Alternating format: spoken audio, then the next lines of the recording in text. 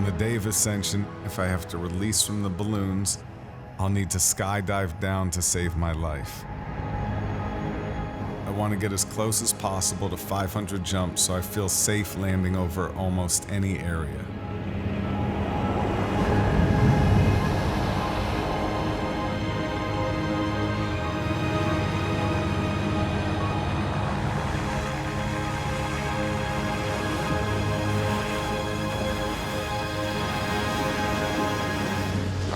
Nicely done. Amazing.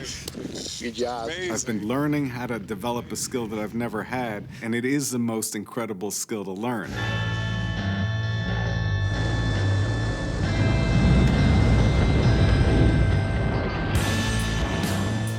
My first 100 jumps were done with Scott Smith, who's a world champion freestyle skydiver and a great instructor. I repetitiously jumped, sometimes 15 times a day, so I could have complete awareness of everything around me.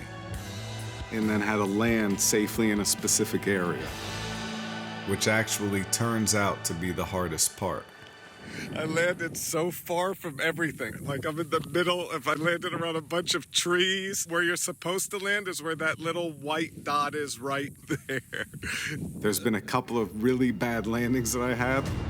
Yeah, oh no. Oh, and he ate it. Hey, whoa, whoa, whoa. Shut her down all the way. Whoa, whoa, whoa, whoa, stop, stop.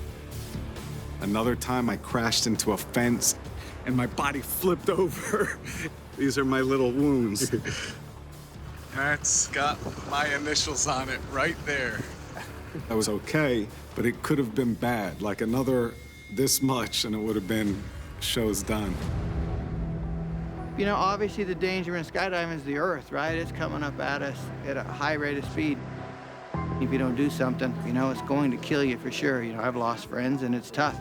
In the last 40 years, I've lost over 100 friends skydiving. I wish I had 100 friends, right? No, the skydiver's sense of humor is like that, sorry. 20 years ago, I was here training for my stunt Vertigo, where I stood on a pillar for 36 hours and had to jump 100 feet into cardboard boxes. And my coach was Pat McGowan, who's in this picture right here. In 2011, somebody collided right into him and he passed away. Pat, his example is one he did nothing. And those are the ones that stick with me. Yeah. The ones where I can't say, oh, I wouldn't have done that, I would have done this. I mean, it can happen to them. It just sets home, it can happen to anybody.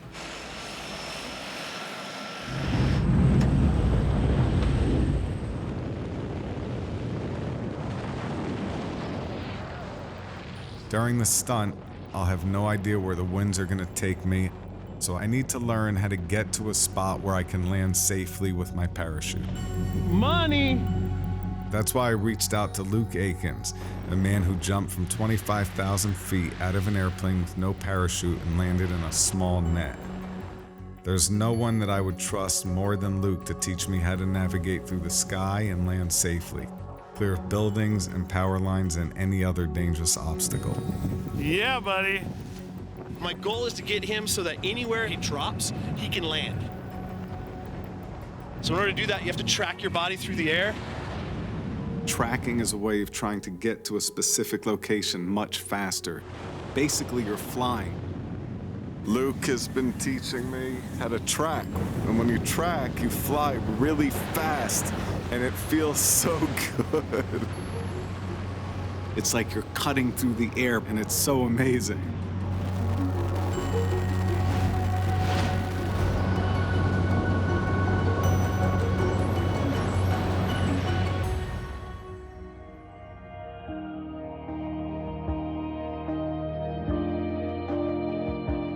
This is the most exciting project that I've ever worked on.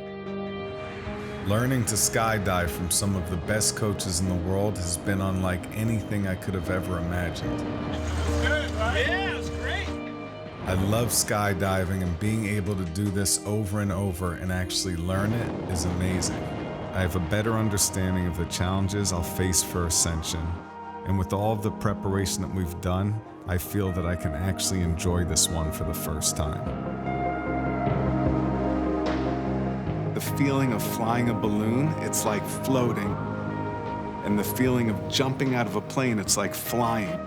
So between floating and flying, these are the two things that I've always dreamed of as a kid. Putting this together, it surpasses any of my dreams.